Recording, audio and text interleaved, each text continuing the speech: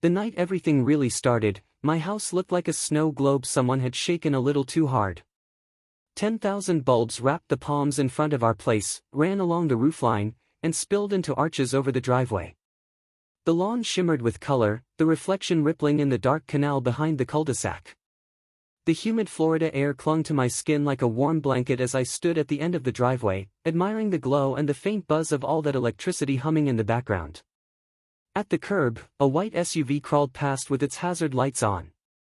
On the door, the association logo shone under the street lamp, a little lighthouse icon in muted blue. The SUV slowed to a stop directly in front of my property line, and I could almost feel the judgment rolling off it, thick and invisible. I told myself this was just some routine patrol, that at worst I might get a friendly reminder about turning the lights off by 10. I had no idea that this night would turn into the kind of HOA revenge story people trade in whispers at block parties. In the passenger seat, I saw her. Perfect blowout, rigid posture, a thin smile that never reached her eyes. Her name was Marla, and on paper she was the president of our homeowners association. In reality, she was the self-appointed guardian of community standards, the one who treated the bylaws like sacred scripture. She tilted her head to take in the arches of lights over my driveway, the synchronized reindeer on the lawn, the giant star pulsing above the garage.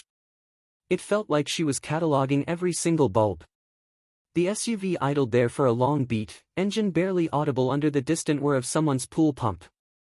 Then a phone appeared in her hand. I watched her hold it up, framing my house, pausing, then shifting to catch the side yard where a tunnel of light led toward the backyard dock. No wave, no nod, no attempt at human warmth. Just evidence gathering. Documentation. The kind of thing that meant a file with my name on it was already forming in some committee folder. I remember thinking that the worst that could happen was a stern letter or maybe a small fine. I was proud of what I had built, proud enough to shrug off a little disapproval. I had spent weeks mapping out the channels, bundling cords, and tracking down the good LEDs on sale. This was our first Christmas in the neighborhood, and after the last few chaotic years, I wanted something joyful that people could drive by and smile at. I never imagined that a single over-the-top display and a future petition of my neighbors would end up deciding who actually ran this community, the board, or the people who lived under it.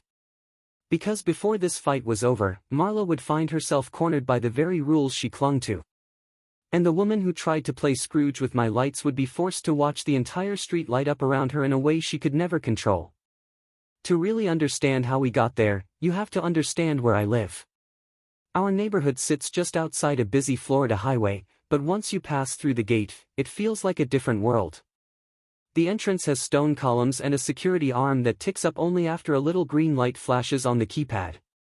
Palms line the main boulevard, and every cul-de-sac curls off it like a polished little culvert of identical dreams.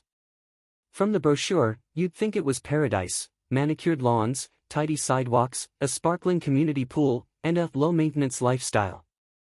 That low-maintenance lifestyle came with a catch: the homeowners association. When my partner and I closed on the house earlier that year, the title company handed us a thick binder along with the keys. The cover read Cypress Shore Residential Community, Covenants, Conditions, and Restrictions. Inside were pages of dense text, numbered sections, and rules about everything from fence height to acceptable mailbox finishes. Tucked into that binder was a printed page highlighted in yellow: CCR Section 4.3 Seasonal Exterior Displays. I barely glanced at it at the time, more focused on paint swatches and where our furniture would go. Over the summer, I got to know the association more through its letters than through its people. There was the note about leaving my trash can visible from the street for more than 24 hours after pickup. Another about parking our extra car at the curb overnight. I received an email reminder about pressure washing the driveway 1 month earlier than I planned. None of it was catastrophic, but it painted a clear picture. Someone on that board watched everything, and they liked the feeling of control it gave them. Marla's name showed up again and again. She signed the emails as President, Cypress Shore HOA, and there was always a tone underneath the polite phrasing, like she was doing us a favor by keeping the neighborhood from sliding into chaos. At the first community meeting I attended, she stood at the front of the clubhouse with a binder and a laser pointer, clicking through slides about landscaping compliance and preserving aesthetic harmony. People nodded along, more from habit than enthusiasm. That night, I also learned about the ARC, the Architectural Review Committee. They were the ones who approved any changes to your property that could be seen from the street. Paint color, fencing, pergolas, even certain types of garden decor. Marla chaired that committee, too. She was the one who announced, with a hint of pride, that they had recently denied a request for a front yard fountain because it was too whimsical for the architectural vision. It became clear that in Cypress Shore, whimsy was a threat. And, unfortunately for Marla, I have a high tolerance for whimsy when it comes to holidays. In October, the first clash came in small form. I set a couple of decorative pumpkins on the front steps and a tasteful metal lantern next to the door.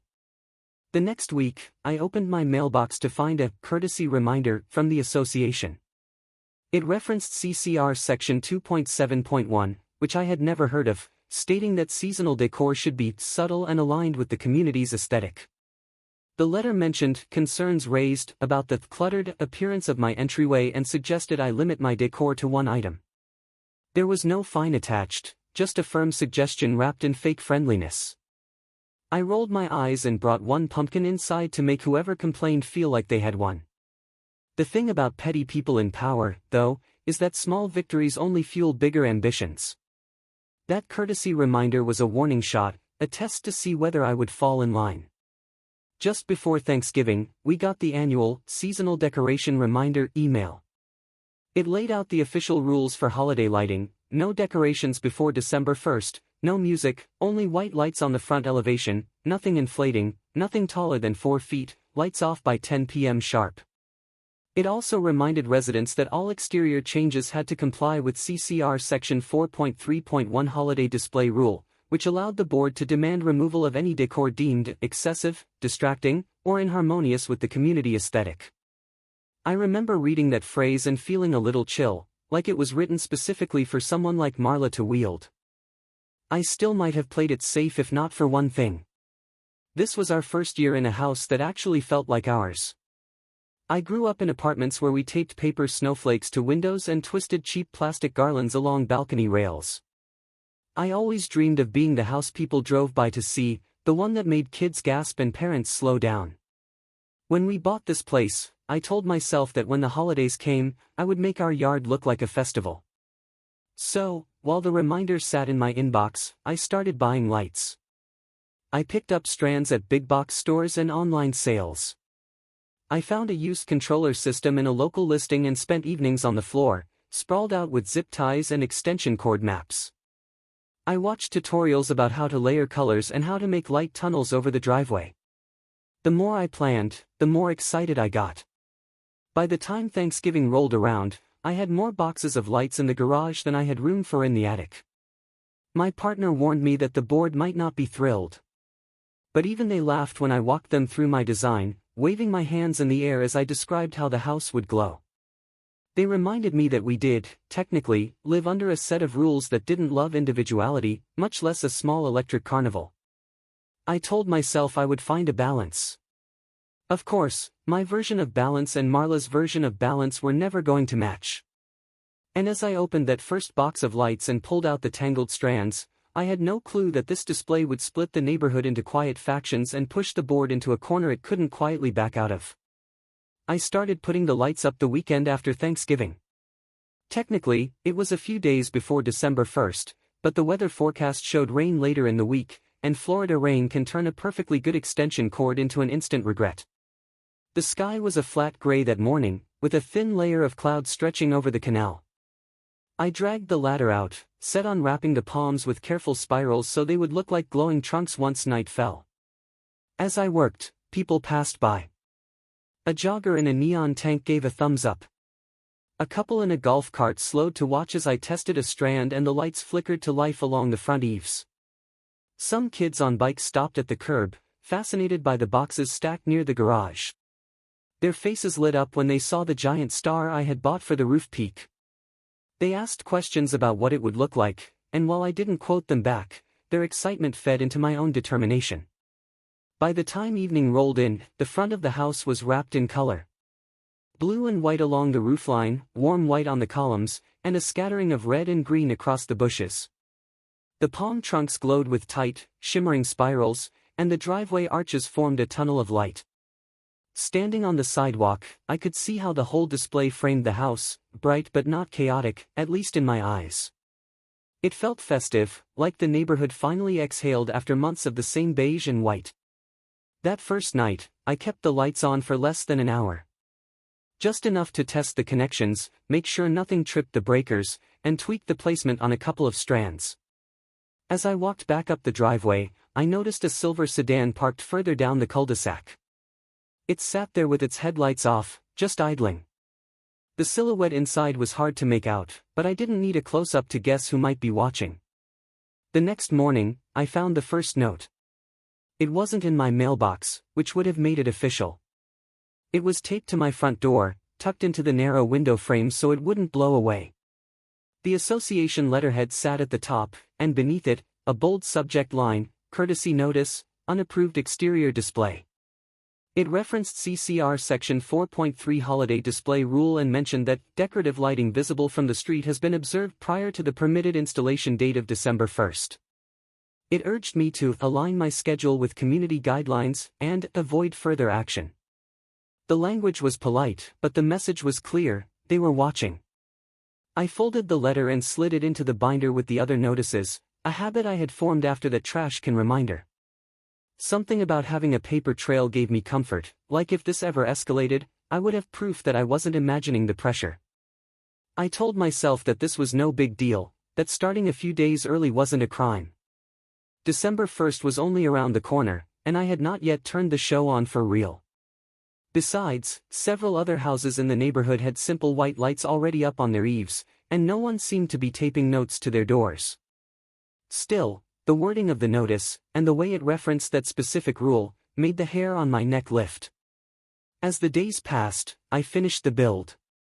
I installed a low, glowing fence line of lights along the front hedges. I mounted the giant star at the top of the roof and ran the power cords back to the controller. I added a row of small lit trees down the side yard, guiding the eye toward the dock, where another string of lights traced the railing. When everything was finally in place, I ran the test sequence and watched as the entire property pulsed in waves. It felt like I had turned my little patch of Florida into a celebration. Around this time, I started hearing stories from neighbors who had been in the community longer than I had. They talked about the time the board fined someone for hanging wind chimes that were audible from the sidewalk. Another neighbor mentioned that an earlier resident once had to remove a small garden gnome because it was considered out of character with the architectural style. Listening to them, I realized that Marla's control had been building for years, and most people had just decided it was easier to shrink their personalities than to push back. I remember thinking that if this was a Karen neighbor drama, I had walked in at the beginning of the third act. The only difference was that this time, the person being pushed would not be going quietly. The first official violation notice arrived a few days later. Unlike the courtesy reminder, this one came by mail in a crisp white envelope, with an account number printed in the corner. The letter stated that my property was in violation of CCR Section 4.3.1 and Section 4.3.24, installation of multicolored lights visible from common areas, and decorations likely to distract drivers. It noted that I had until December 10th to correct the violation by removing non-compliant decor or bringing it into alignment with approved aesthetics. If I failed to comply, the association reserved the right to impose fines and schedule a compliance hearing. At the bottom, the letter mentioned one more thing: future penalties may be assessed at a rate of $50 per day until the violation is resolved. The date on the letter was December 1st. The countdown had officially started. 10 days. 10 days to either tear down a display I had poured my time, money, and heart into, or stand my ground and risk daily fines piling up against me. 10 days to decide whether this community would be a place where one committee controlled our sense of home, or whether the people who lived behind these carefully pruned hedges still had any autonomy left. That deadline was the board's attempt to squeeze me quietly into submission, but they underestimated how much of my identity was wrapped up in every single light on that roof. I slid the violation notice into my growing folder of papers, right after the printed copy of CCR Section 4.3 I had finally taken time to read. The rules were broad, vague in all the ways that gave the association power. They used words like inappropriate, excessive, and inconsistent with community standards without ever defining what those standards really were. Looking at the stack of letters, it hit me that this wasn't just about lights. This was about who got to decide what home looked like here. My partner asked what I was going to do. The simplest answer would have been to strip the house down to plain white Eve lights, turn everything off by 9:30 just to be safe, and hope the board moved on to some other target. But as I stood in the driveway that night, watching car after car slow down to take in the glow, I felt something shift. I saw neighbors lingering longer, kids laughing, people taking photos. This wasn't just my project anymore. The display had become something the street shared. That realization planted a new idea. If the board wanted to frame this fight as one homeowner versus the rules, I could change the picture. I could turn it into a question of the community's voice versus a small group's control. The violation notice had a deadline for me, but it also gave me a fixed point to plan around. 10 days until fines.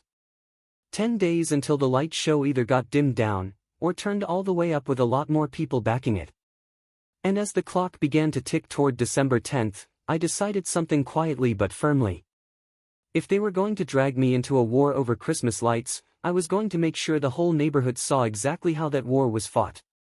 The board wanted this to be a quiet little scolding, tucked away in a file with my lot number on it. I decided instead that every step they took would leave a visible footprint. If they were going to call this a violation, I would make sure everyone could see exactly how far they were willing to go to snuff out a little joy. That thought settled into my chest like a weight, but also like a kind of fuel. I started documenting everything. I took photos of my display from different angles, with and without traffic. I kept copies of every email and letter in a folder I labeled Holiday 4.3 in thick black marker. I printed the violation notice and slid it into a clear plastic sleeve, right behind a copy of CCR Section 4.3 with sections underlined in red. I wanted a record, not just for me, but for whatever might come later.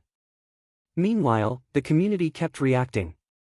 Every evening, as the sun went down and the air cooled from heavy to simply warm, I turned the lights on. Cars slowed.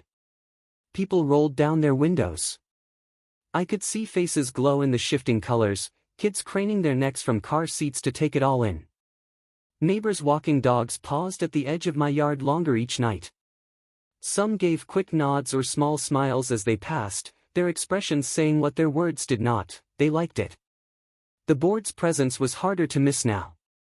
A golf cart with the association logo did slow circuits through the cul-de-sac. Sometimes it stopped at the corner, the driver making notes on a clipboard. On one evening, as I turned off the lights right at 10 p.m., I saw the cart parked at the other end of the street, facing my house as if timing me. It felt less like a neighborhood watch and more like surveillance. Still, I tried not to flinch. I made sure my cords were tidy, connections protected, timers set. I kept the sidewalk clear, double-checked that nothing blocked the street. If they were going after me, it would not be for any genuine safety concern. They would have to lean on vague phrases and personal taste, and I planned to make that obvious.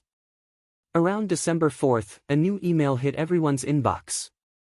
The subject line was generic, something about holiday safety and compliance. In the body, the association reminded residents to keep decorations minimal and unified, and warned about a particular property whose decor has generated concerns. They never named my address, but they did not have to. Anyone who had driven through our cul-de-sac in the last week knew exactly who they meant.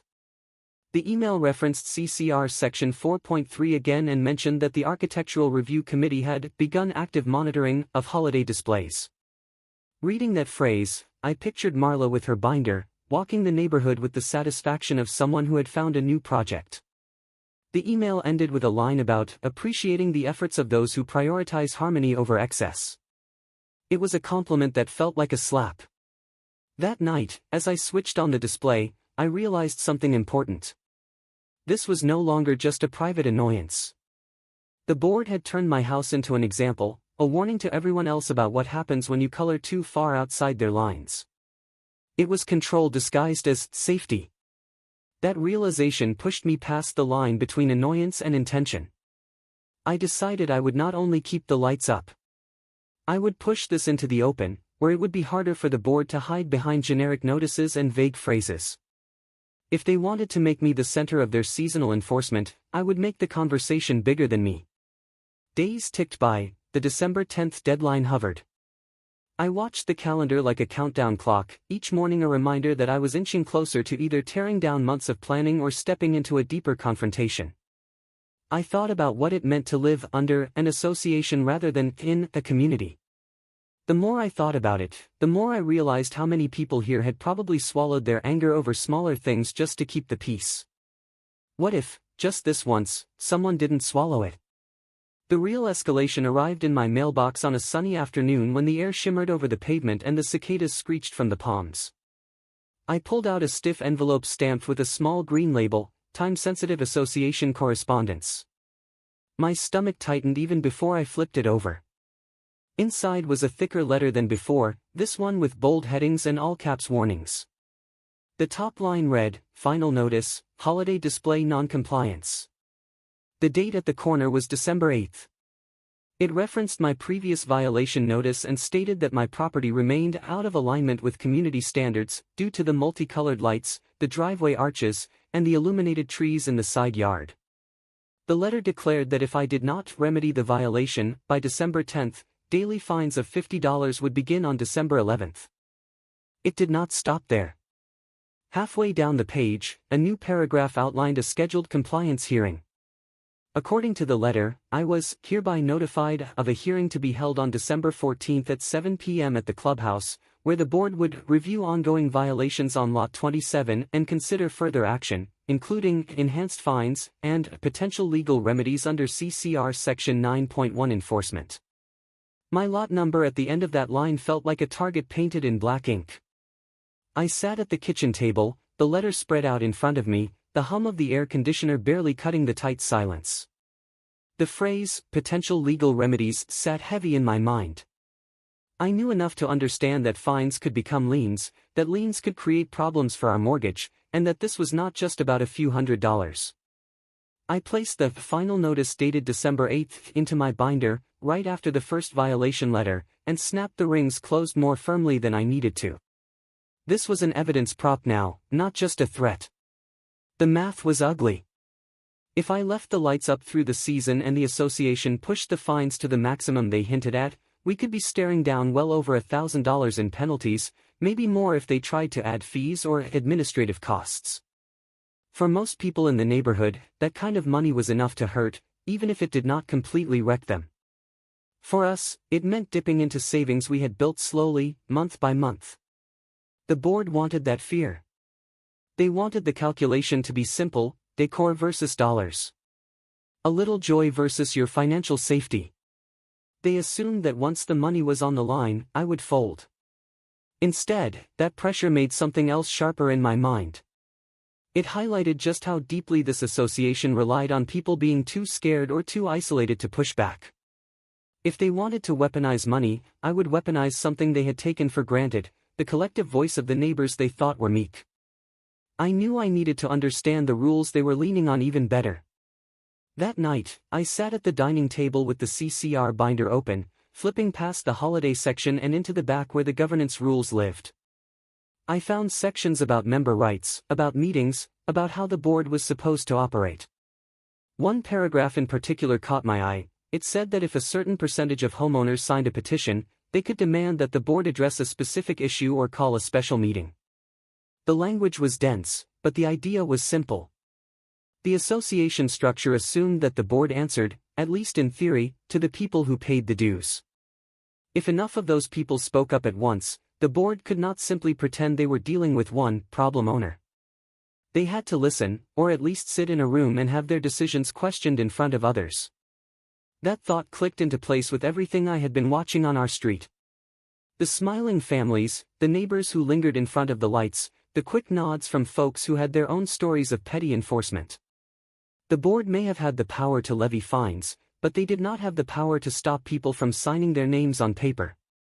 The petition idea started as a scribble on a notepad.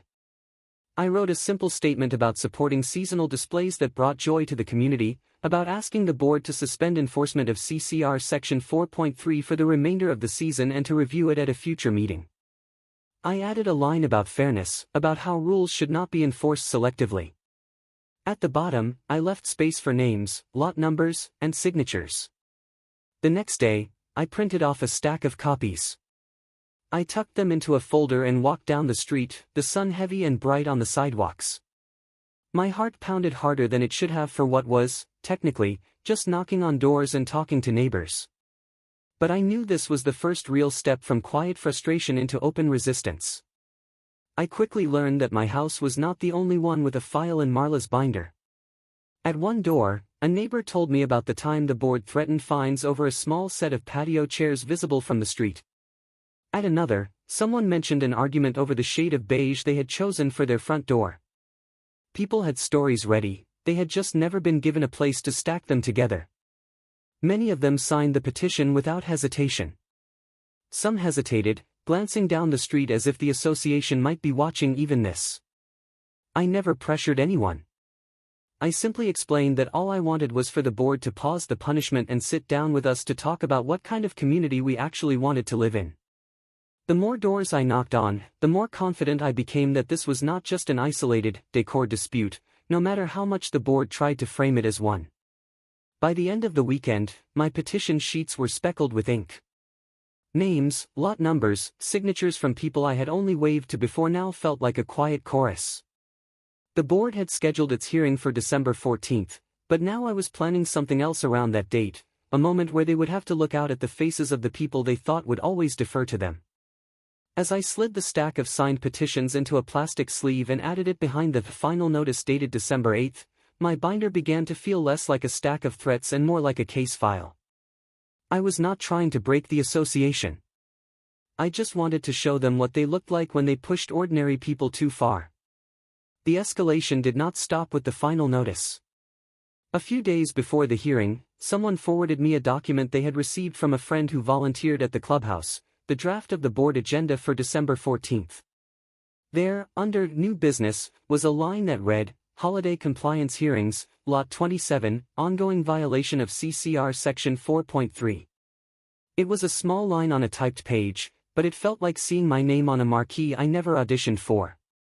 I printed the agenda excerpt and added it to my binder as another piece of proof. The board wanted a show, I was going to give them one, though not the one they thought they were headlining. By the time the hearing date circled closer, the situation was clear. The board had moved from quiet reminders to a final notice dated December 8th, set daily fines to start on December 11th, and slotted my lot onto their December 14th agenda, while I had turned my front yard into a symbol, collected a thick stack of neighbor signatures, and begun building a case that this was not just one person defying the rules but an entire street questioning who those rules really served. With the hearing looming, I knew I had to decide how far I was willing to push.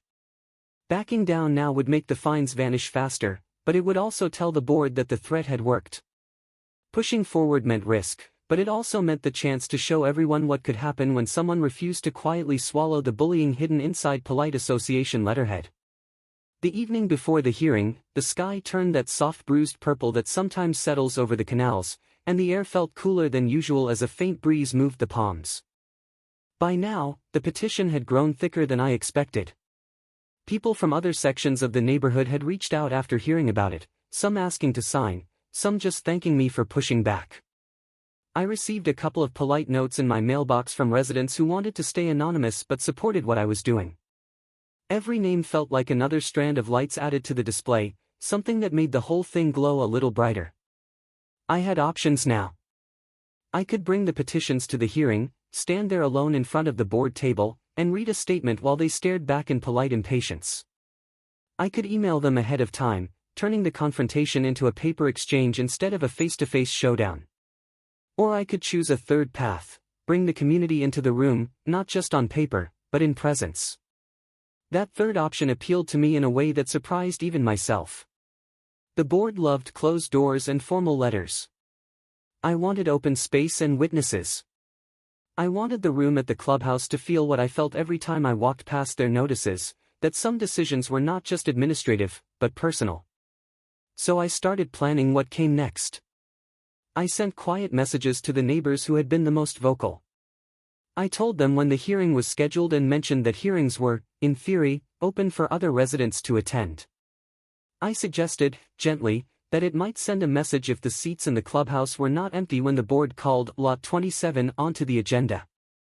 I also decided that if they were going to accuse my display of being excessive, I would lean into something else instead: symbolism. I bought a single new box of lights, not to make the yard brighter, but to add one more feature to the display. I wrapped them around the trunk of the small oak near the sidewalk, the same tree that had shaded my mailbox from summer heat. I chose a single color for that tree, one that matched the association's little lighthouse logo, and set it to glow steadily. It was my small, quiet reminder that the board did not own that color, that symbol, or our sense of what this place could be. As I added those lights, the neighborhood felt different. People waved more. A few stopped to ask how the situation was going, their voices low but their eyes sharp. The story had spread beyond our cul-de-sac. This was no longer just about my yard, it was about whether a pattern everyone had quietly tolerated was finally being dragged into the light. What I was planning next was not about fines or legal language. It was about embarrassment, about showing the board that the people they had treated like background figures had faces, voices, and the power to make them squirm. If this association's leadership thrived on controlling the narrative from behind tidy agendas and stiff notices, then my quiet goal was simple: I wanted them to look out from that table and feel the heat of their own neighbors' eyes. The thought of it made my pulse race. I pictured Marla sitting at the center of that table in the clubhouse, flanked by the treasurer and the secretary, their binders lined up like a shield. I imagined her starting the holiday compliance hearings section of the agenda and then falling into a brief, involuntary pause when she realized half the chairs in the room were filled. Not by troublemakers from outside, but by the very people who were supposed to accept her decisions without question. I did not plan to shout, to bang on tables, or to turn the hearing into chaos. That would only feed the board's narrative about disruptive owners. Instead, I wanted a quiet, undeniable display, a packed room, a stack of petitions, and a set of questions that forced the board to say out loud what kind of community they thought they were protecting when they tried to dim one house out of many. As I walked back into my house that night, leaving the lights humming gently outside, I set my binder on the counter. Inside it, the story was already written in documents: the first courtesy reminder, the violation notice, the final notice dated December 8th, the agenda excerpt, and the petition pages signed by dozens of neighbors. All that remained was to turn those papers into a moment the board could not quietly file away. Tomorrow, we would go to the clubhouse. Tomorrow, the board would look out and see more than just one non-compliant owner. They would see the crowd they had created by insisting on being the only voice that mattered. And whether they backed down or dug in, they would not walk away from that table without feeling, for once, what it was like to be held accountable by the very people they were so sure would always stay silent. The morning of the hearing felt like the air itself was holding its breath. The sky was a flat blue dome, the kind that looks calm but hides heat like an oven door. I woke up early, even though the meeting wasn't until the evening, and laid everything out on the kitchen table. The binder sat in the center, thick with plastic sleeves and sharp corners. Beside it, I placed the stack of petitions, each page weighted with the ink of signatures that now felt like shared courage. The final notice dated December 8th, Saturday, near the front of the binder, followed by the violation notice, the printout of CCR Section 4.3, and the agenda excerpt that had my lot number sitting under holiday compliance hearings. Behind those, the petition pages waited, each name like a small spark. I slipped them all into one large sleeve and closed the rings, hearing the click echo a little more than usual in the quiet kitchen. The day crawled. I tried to do normal things: answer emails, water the plants, tidy up the living room. But my eyes kept drifting to the clock and then to the front windows, where I could see fragments of the display even under the bright afternoon sun. The arches stood as pale outlines, cords tucked neatly along the edges. The star on the roof looked almost modest without the darkness to frame it. As the sun dipped and the sky turned shades of gold and pink over the canal, I turned the lights on one more time before leaving. The glow washed across the lawn, reflected faintly in the windows of the houses opposite ours. It felt like a quiet promise, a reminder to myself that this was the hill I'd chosen to stand on, and I was not standing there alone. Neighbors started emerging as we got ready to head to the clubhouse. Some waved, some nodded, some said they would see us there, in that careful, coded way that meant they were coming but did not want it broadcast. Watching them gather, I realized how rarely the people who live under these kinds of rules actually showed up for each other in the same room, at the same time. Maybe that was exactly why the board had always seemed so untouchable. We drove to the clubhouse in a small cluster of cars. The parking lot was more crowded than usual for a weeknight meeting. The yellow glow from the lobby spilled out onto the sidewalk, and as we walked up, I could hear the muffled murmur of voices already inside. My heart hammered in my chest, but it wasn't fear this time. It was anticipation. Inside, the clubhouse meeting room looked like every association meeting room I had ever seen: neutral paint, framed prints of generic landscapes, a long table at the front where the board sat in a row. The fluorescent lights hummed gently overhead, casting a flat brightness that made every expression easy to read. Marla sat in the middle position, a binder in front of her, a neat stack of papers aligned with the edge of the table. The treasurer and secretary flanked her, both with folders and pens ready. Only this time, the chairs facing them were not mostly empty. Row after row was filled with familiar faces from my street and beyond it.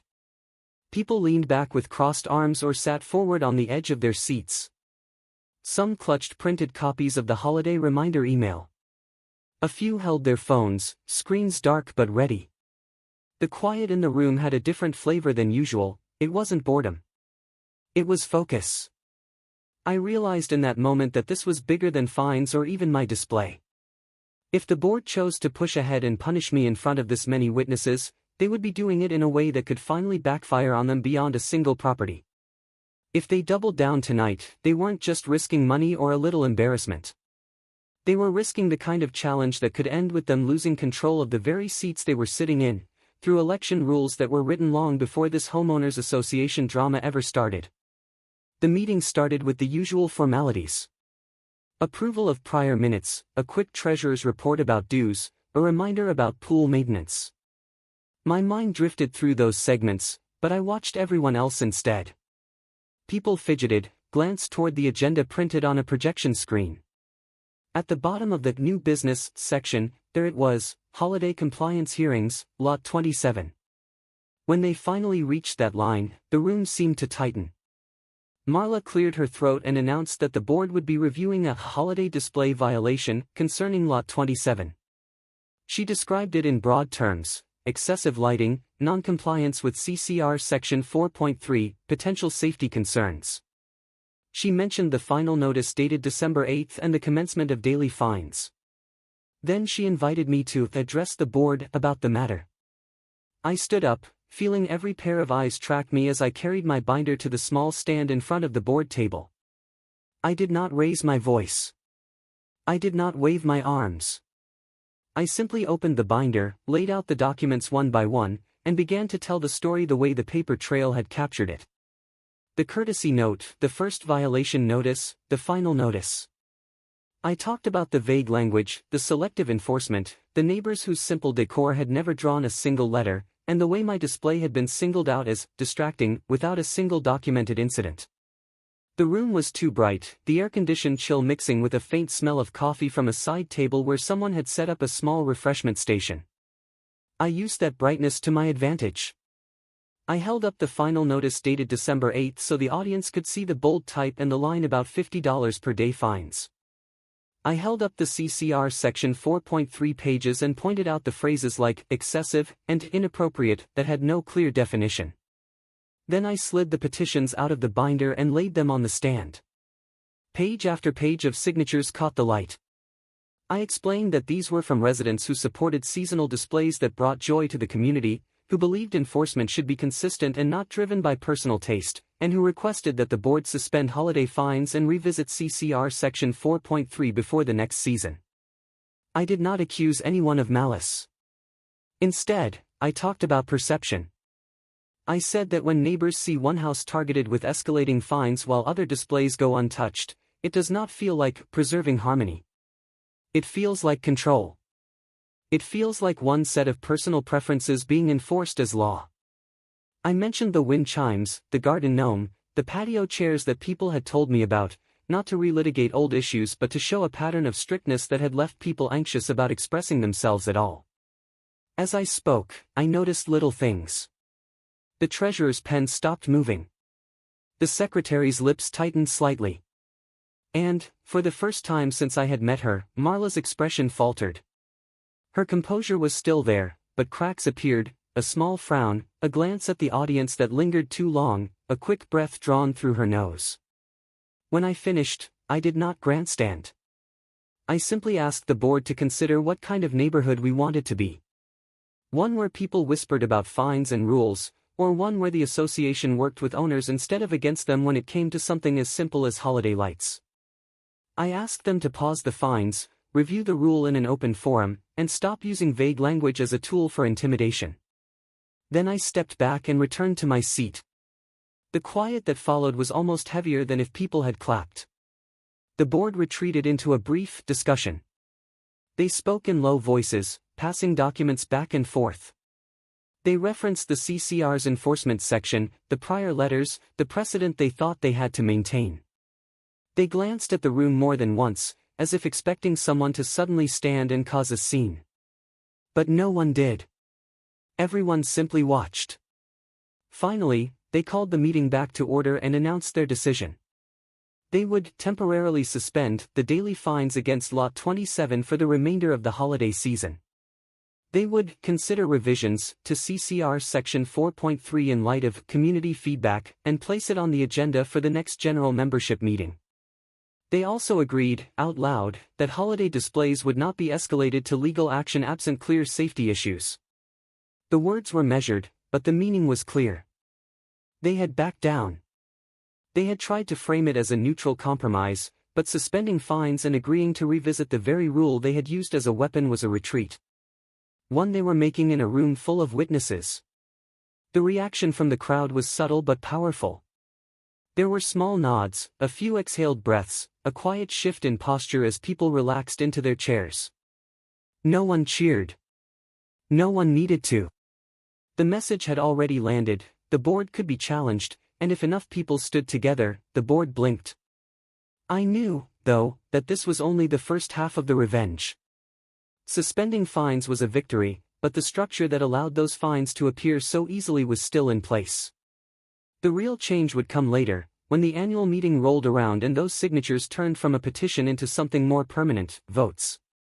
Because buried in the governance section of the CCR, there was a quiet clause that mattered more than any holiday rule. It said that board members served at the pleasure of the homeowners, and that elections were decided by those who showed up and cast their ballots. The board had always counted on apathy to keep the same faces in the same chairs.